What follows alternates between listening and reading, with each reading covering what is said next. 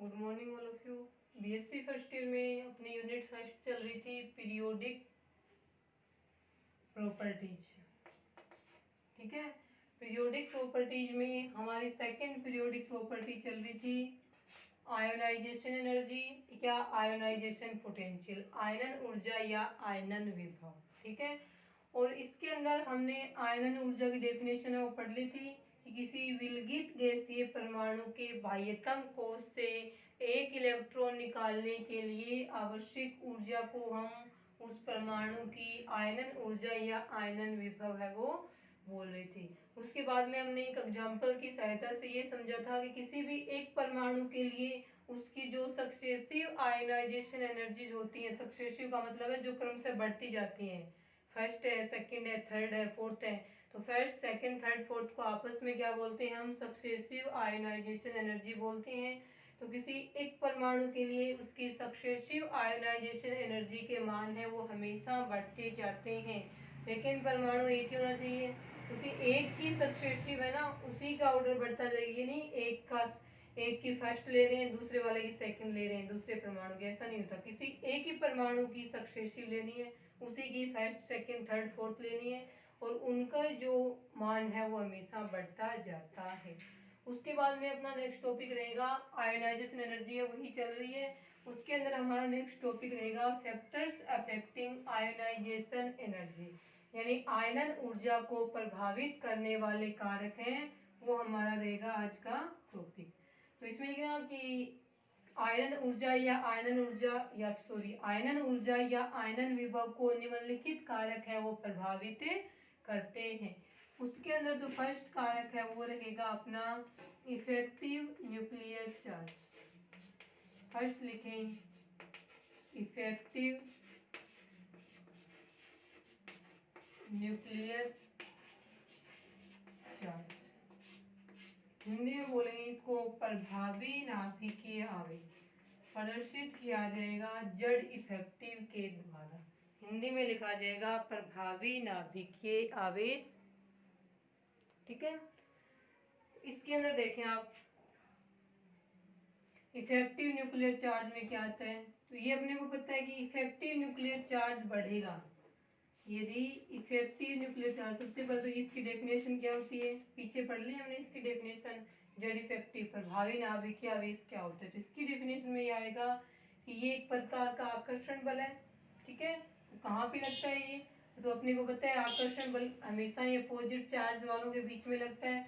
तो इसकी डेफिनेशन में क्या लिखा जाएगा, किसी एक परमाणु के नाभिक में उपस्थित प्रोटोनों द्वारा उस परमाणु के बाह्यतम कोश के इलेक्ट्रॉनों पर लगने वाला आकर्षण बल क्या कहलाएगा? जड़ इफेक्टिव या प्रभावी नाभिकीय आवेश कहलाता है। तो किसी परमाणु के नाभिक में उपस्थित प्रोटोनों द्वारा बाह्यतम कोश के इलेक्ट्रॉनों को अपनी तरफ आकर्षित करने की क्षमता उसका प्रभावी नाभिकीय आवेश कहलाती है। ये हमने पीछे लिख लिया था, यहाँ लिखने की जरूरत नहीं है। अब जेड इफेक्टिव प्रभावी नाभिकीय आवेश और एटॉमिक रेडियस में क्या रिलेशन था, यानी जेड इफेक्टिव जितना ज्यादा होगा उतनी ही अधिक प्रबलता से ये प्रोटॉन इस इलेक्ट्रॉन को अपनी तरफ आकर्षित करेगा, उतना ही इसका साइज क्या हो जाएगा? छोटा हो जाएगा। तो रिलेशन ये था कि जेड इफेक्टिव जितना ज्यादा होगा, एटॉमिक रेडियस या त्रिज्या या फिर हम साइज लिख दें, साइज उतनी ही क्या हो जाएगी? कम हो जाएगी। कोई रेडियस कम होगी, त्रिज्या कम होगी तो आकार अपने आप ही क्या हो जाएगा? कम हो जाएगा। ये हमने पहले पढ़ लिया था जड़ इफेक्टिव की डेफिनेशन क्या होती है। तो इसमें लिखा जाएगा जड़ इफेक्टिव वाले के अंदर यहाँ पे कि किसी भी परमाणु के लिए जड़ इफेक्टिव का मान जितना ज्यादा होगा उस परमाणु का आकार उतना ही क्या होगा? कम होगा। आकार कम होगा, आकार कम होने का मतलब क्या है कि उस परमाणु में प्रोटॉन यानी नाभिक और इलेक्ट्रॉन के बीच की दूरी क्या होगी? कम होगी। दूरी कम होगी, साइज छोटा होगा, दूरी भी कम होगी। दूरी कम होगी तो ये वाला जो इलेक्ट्रॉन है उसके ऊपर इस नाभिक में उपस्थित प्रोटॉन का नाभिकीय आवेश या आकर्षण अधिक लगेगा, यानी इस इलेक्ट्रॉन को इस नाभिक ने अपनी तरफ प्रबलता से आकर्षित कर रहा है और हमें आयनन ऊर्जा दे करके इस इलेक्ट्रॉन को यहाँ से बाहर निकालना है। और ये इलेक्ट्रॉन क्या है? इस नाभिक के प्रोटॉन से के जो प्रभावी नाभिकीय आवेश में से प्रबलता से बंधा हुआ है, तो हमें इस इलेक्ट्रॉन को निकालने के लिए अधिक मात्रा में आयनन ऊर्जा वो देनी पड़ेगी। यानी आयनन ऊर्जा का मान यहाँ क्या हो जाएगा, अधिक हो जाएगा। कब हो जाएगा अधिक, जब जड़ इफेक्टिव ज़्यादा हो, साइज छोटी हो। तो साइज छोटी होने पर इलेक्ट्रॉन पर नाभिक में उपस्थित प्रोटॉन का नाभिकीय आवेश अधिक लगेगा, जिससे हमें उस इलेक्ट्रॉन को निकालने के लिए आवश्यक ऊर्जा है वो अधिक देनी पड़ेगी। अधिक देनी पड़ेगी इसका मतलब आयनन ऊर्जा क्या होगी, ज़्यादा होगी।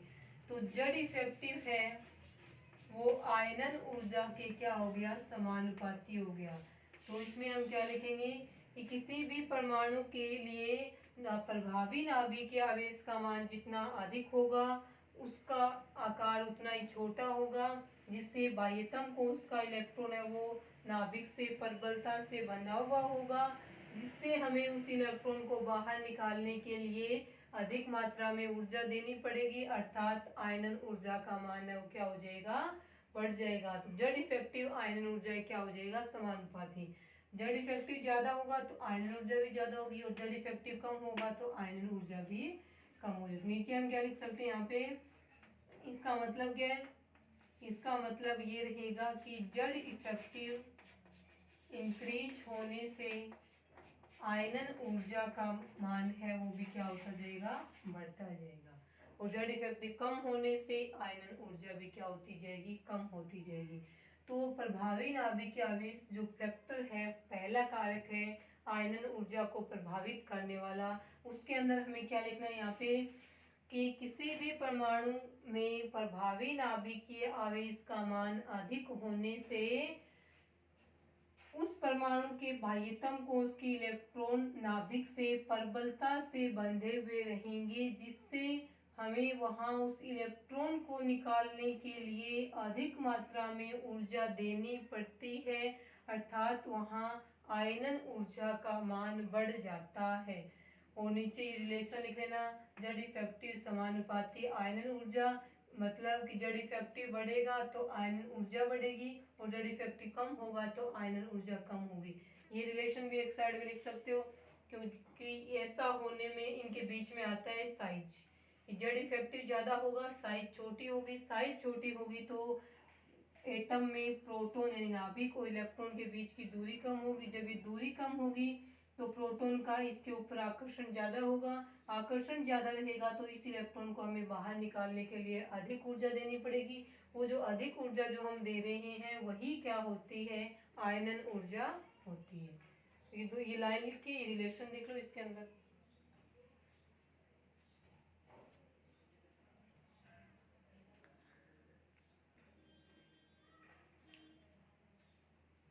लिखेंगे, उसके बाद सेकंड कारक करेंगे।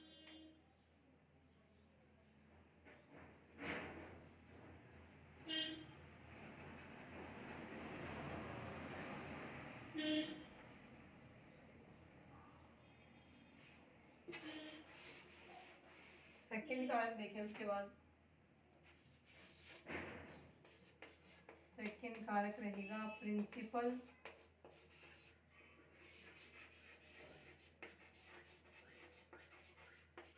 Quantum number. Principal quantum number को हम स्मॉल एन से शो करते हैं। यूनिट फर्स्ट का पार्ट ए था एटॉमिक स्ट्रक्चर, उसके अंदर हमने पढ़ा था क्वांटम नंबर्स पढ़ा था ना। उस क्वांटम नंबर्स में हमने लिखा था कि क्वांटम संख्याएं हैं वो 4 प्रकार की होती हैं। तो वो 4 प्रकार की क्वांटम संख्याओं में जो फर्स्ट टाइप का क्वांटम संख्या थी वो थी अपनी प्रिंसिपल क्वांटम नंबर। ठीक है, वही क्या करता है, आयनन ऊर्जा को प्रभावित करता है। तो आयनन ऊर्जा को प्रभावित करने वाले कारक में सेकंड रहेगा प्रिंसिपल क्वांटम नंबर, हिंदी में बोलेंगे इसको मुख्य क्वांटम संख्या। ठीक है, स्मॉल एन से प्रदर्शित किया जाता है इसको। अब ये आयनन ऊर्जा को किस प्रकार से प्रभावित करती है वो हमें यहाँ पे देखना है। देखें इसके अंदर वहां पे हमें लिखा था कि जो मुख्य क्वांटम संख्या होती है वो परमाणु या एटम के साइज के बारे में बताती है, यानी कि n की वैल्यू समानुपाती होती है साइज, एटॉमिक साइज। मुख्य क्वांटम संख्या बढ़ने के साथ साथ में परमाणु का आकार क्या होता जाएगा, बढ़ता जाएगा। एक तो ये रिलेशन याद रखना कि मुख्य क्वांटम संख्या n समानुपाती होता है साइज के, तो मुख्य क्वांटम संख्या का मान बढ़ने के साथ साथ साइज है वो बढ़ती जाएगी। प्रारंभ में n की वैल्यू 1 मान रहे थे, साइज ये थी, n की वैल्यू 2 मान ली तो साइज बढ़ के हो गई ये। उसके बाद में हमने n की वैल्यू 3 मानी तो साइज क्या हो रही है, बढ़ के और भी बड़ी हो गई। तो जैसे जैसे n की वैल्यू, n क्या यहाँ पे प्रिंसिपल क्वांटम नंबर है, तो जैसे जैसे n की वैल्यू बढ़ती जा रही है वैसे वैसे परमाणु या एटम की साइज भी क्या हो रही है, बढ़ती जा रही है, क्योंकि प्रिंसिपल क्वांटम नंबर है साइज के क्या होते हैं, समानुपाती होते हैं। अब देखें आप इसके अंदर, अब ये एटम यहाँ पे है इलेक्ट्रॉन, इसमें यहाँ पे है और इसमें यहाँ पे इलेक्ट्रॉन है। अब ये न्यूक्लियस है, न्यूक्लियस में क्या प्रेजेंट है, प्रोटॉन और न्यूट्रॉन। अब देखो ये डिस्टेंस है, इस वाले के अंदर ये डिस्टेंस है और इस वाले के अंदर डिस्टेंस है वो ये रही, प्रोटॉन न्यूट्रॉन, प्रोटॉन और न्यूट्रॉन। अब देखो इसके अंदर जैसे जैसे n की वैल्यू बढ़ती जा रही है वैसे वैसे एटम है, परमाणु, उनकी साइज बढ़ती जा रही है, वैसे वैसे ही प्रोटॉन और बाह्यतम कोष के इलेक्ट्रॉन के बीच की दूरी क्या होती जा रही है, बढ़ती जा रही है। इसमें इतनी थी, इसमें इतनी हो गई और इसमें इतनी हो गई। तो n की वैल्यू बढ़ने से एटॉमिक साइज बढ़ रहा है, उसके साथ साथ में प्रोटॉन और इलेक्ट्रॉन के बीच की दूरी बढ़ती जा रही है। दूरी बढ़ने के साथ साथ क्या होगा, इस प्रोटॉन का इस इलेक्ट्रॉन पे जो आकर्षण बल होता है वो कम होता जाएगा। जब वो आकर्षण बल इसके अंदर कम होता जाएगा तो इस इलेक्ट्रॉन को बाहर निकालने के लिए जो हम ऊर्जा दे रहे हैं इन तीनों को, वो क्या होती जाएगी, कम होती जाएगी। फर्स्ट में देखो इन दोनों के बीच की दूरी, यानी प्रोटॉन और इलेक्ट्रॉन के बीच की दूरी कम है तो इस प्रोटॉन का इस इलेक्ट्रॉन पे आकर्षण बहुत ज्यादा होगा। जब आकर्षण बहुत ज्यादा होगा तो इस इलेक्ट्रॉन को बाहर निकालने के लिए हमें अधिक ऊर्जा देनी पड़ेगी, ठीक है। तो आयनन ऊर्जा क्या होगी, अधिक होगी। थर्ड वाले की बात करते हैं, बीच वाला तो मीडियम बीच में ही रहेगा इनके। अब इसमें देखो प्रोटॉन और इलेक्ट्रॉन के बीच की दूरी क्या है, इसकी तुलना में ज्यादा है। जब दूरी ज्यादा होगी तो प्रोटॉन का इलेक्ट्रॉन पे आकर्षण क्या हो गया, कम हो गया। आकर्षण कम हो गया तो इस इलेक्ट्रॉन को जब हम बाहर निकालेंगे तो हमें जो आयनन ऊर्जा इसे देनी पड़ेगी उसका मान इसकी तुलना में क्या रहेगा, कम रहेगा, क्योंकि इस इलेक्ट्रॉन पे प्रोटॉन का आकर्षण कम है तो ये वाला इलेक्ट्रॉन थोड़ी सी ऊर्जा देने पे आसानी से निकल जाएगा, तो आयनन ऊर्जा क्या हो रही है, कम होती जा रही है। तो इसमें हम क्या लिखेंगे कि प्रिंसिपल क्वांटम नंबर n की वैल्यू बढ़ने के साथ साथ साइज बढ़ती जाती है। फिर ये रिलेशन लिख लेना, अर्थात साइज n की वैल्यू बढ़ने से प्रोटॉन तथा बाह्यतम कोष के इलेक्ट्रॉन के बीच की दूरी बढ़ने से प्रोटॉन का बाह्यतम कोष के इलेक्ट्रॉन पर आकर्षण या अट्रैक्शन कम होता जाता है। कम होते जाने से हमें बाह्यतम कोष के इलेक्ट्रॉन को निकालने के लिए जो आवश्यक ऊर्जा दे रहे हैं आयनन ऊर्जा, उसका मान कम होता जाएगा।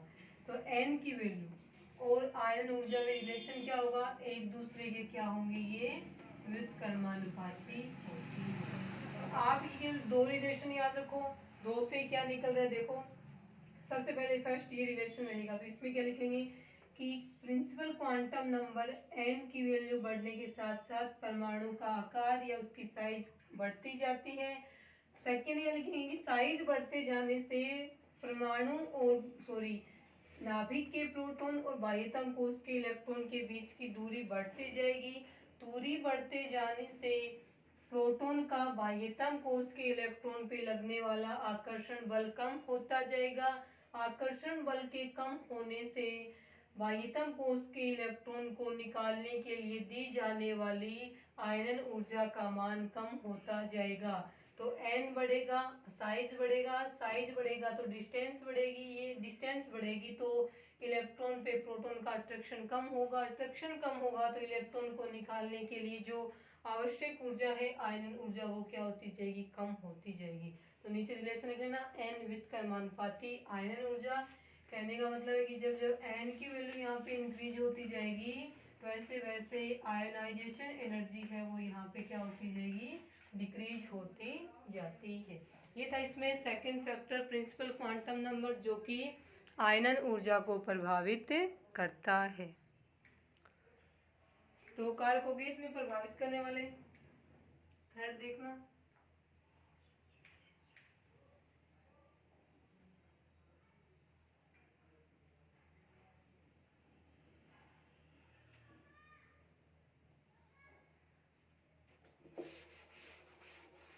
थर्ड कारक देखें, परिरक्षण प्रभाव, हिंदी इंग्लिश में बोला जाएगा इसको सेल्डिंग इफेक्ट, हिंदी में बोलते हैं परिरक्षण प्रभाव, दर्शाते हैं सिग्मा से दर्शा देते हैं और इसको कैपिटल एस से भी शो कर देंगे। तो इसका जो थर्ड कारक था प्रभावित करने वाला वो रहेगा आपके सेल्डिंग इफेक्ट, या हिंदी में बोलेंगे इसको परिरक्षण प्रभाव। अब देखें ये परिरक्षण प्रभाव है या सेल्डिंग इफेक्ट है, वो किस प्रकार से आयनन ऊर्जा को प्रभावित करता है। ठीक है, हिंदी में बोलेंगे परिरक्षण प्रभाव। देखिए इसके अंदर एक फॉर्मूला लिखा था हमने, यूनिट फर्स्ट का पार्ट ए किया था एटॉमिक स्ट्रक्चर, उसके अंदर हमने पढ़ा था स्लेटर रूल। जो स्लेटर का जो रूल था उसके अंदर हमने एक फॉर्मूला पढ़ा था। इसके अंदर फॉर्मूला था प्रभावी नाभिकीय आवेश ज्ञात करने का, जेड इफेक्टिव या जेड स्टार से लिख देते हैं इसको जेड स्टार या जेड इफेक्टिव दोनों में से किससे भी शो कर सकते हैं। फॉर्मूला था आपका जेड माइनस सिग्मा, सिग्मा बोले या एस बोले एक ही बात है। अभी जो सिग्मा या एस है वही क्या है, परिरक्षण प्रभाव है। तो देखें इसके अंदर ये था अपना फॉर्मूला स्लेटर रूल में। अब देखो ये है प्रभावी नाभिकीय आवेश, ये है एटॉमिक नंबर किसी भी परमाणु का। तो जैसे जैसे सिग्मा की वैल्यू यानी जैसे जैसे परिरक्षण प्रभाव बढ़ेगा वैसे वैसे ये वाला जो वैल्यू है वो क्या होती जाएगी, ये बढ़ेगा तो ये पूरी वैल्यू क्या होती जाएगी, कम होती जाएगी। पूरी वैल्यू किसके बराबर है, जेड इफेक्टिव, ये बढ़ेगा तो ये क्या होगा, कम होगा। अभी इसमें ये बात आती है सेल्डिंग इफेक्ट होता क्या है, ये भी बताया हुआ है सेल्डिंग इफेक्ट क्या होता है, फिर से सुन लो। सेल्डिंग इफेक्ट और प्रभावी नाभिकीय आवेश के क्या रहेगा, व्युत्क्रमानुपाती होगा। यानी इसका मतलब ये कि सेल्डिंग इफेक्ट की डेफिनेशन में देखो ये एटम है, ये इसके कोष हैं, दो कोष लिख लिए मान लीजिए, कितने भी हो सकते हैं। ये जो अंदर वाला कोष है ये नाभिक के पास में, इसको बोलते हैं हम आंतरिक कक्षक, इनर ऑर्बिटल, और ये रहेगा जो नाभिक से दूर है वो बाह्य कक्षक। ठीक है, अब ये जो यहाँ पे भी इलेक्ट्रॉन प्रेजेंट है आंतरिक कक्षक में और बाह्य कक्षक में भी इलेक्ट्रॉन प्रेजेंट है, दोनों के ऊपर सेम चार्ज है, नेगेटिव नेगेटिव। समान चार्ज के बीच में या समान आवेश वालों के बीच में हमेशा क्या होता है, रिपल्सन होता है। तो आंतरिक कक्षक के इलेक्ट्रॉन और बाह्यतम कोष के इलेक्ट्रॉन है उन पे सेम चार्ज होने के कारण प्रतिकर्षण होगा, प्रतिकर्षण होगा ये तो एक दूसरे को क्या करेंगे, प्रदर्शित करते हैं। ठीक है, तो इसमें ये जो सेल्डिंग इफेक्ट यही होता है कि किसी परमाणु में आंतरिक कोष के इलेक्ट्रॉनों द्वारा बाह्यतम कोष के इलेक्ट्रॉनों को प्रतिकर्षित करना ही परिरक्षण प्रभाव कहलाता है। ये लिखना नहीं है, ये पहले करवाई हुई है डेफिनेशन, ठीक है, बार बार लिखने की जरूरत नहीं है। तो इसकी डेफिनेशन रहेगी किसी परमाणु में आंतरिक कोष के इलेक्ट्रॉनों द्वारा बाह्यतम कोष के इलेक्ट्रॉनों को प्रतिकर्षित करने की क्षमता या प्रतिकर्षित करना ही उसका परिरक्षण प्रभाव कहलाता है। तो ये एक प्रकार का ये सेल्डिंग इफेक्ट है ना, परिरक्षण प्रभाव, ये क्या रहेगा कि ये एक प्रकार का प्रतिकर्षण बल है वो होता है। ये आपको इतना करवाया हुआ है। अब इस प्रतिकर्षण के कारण से क्या होगा, ये इलेक्ट्रॉन ये अंदर वाले इलेक्ट्रॉन बाहर वालों को परिरक्षित कर रहे हैं, प्रतिकर्षित कर रहे हैं, तो ये कक्षक यहाँ से दूर होकर के यहाँ हो जाएगा।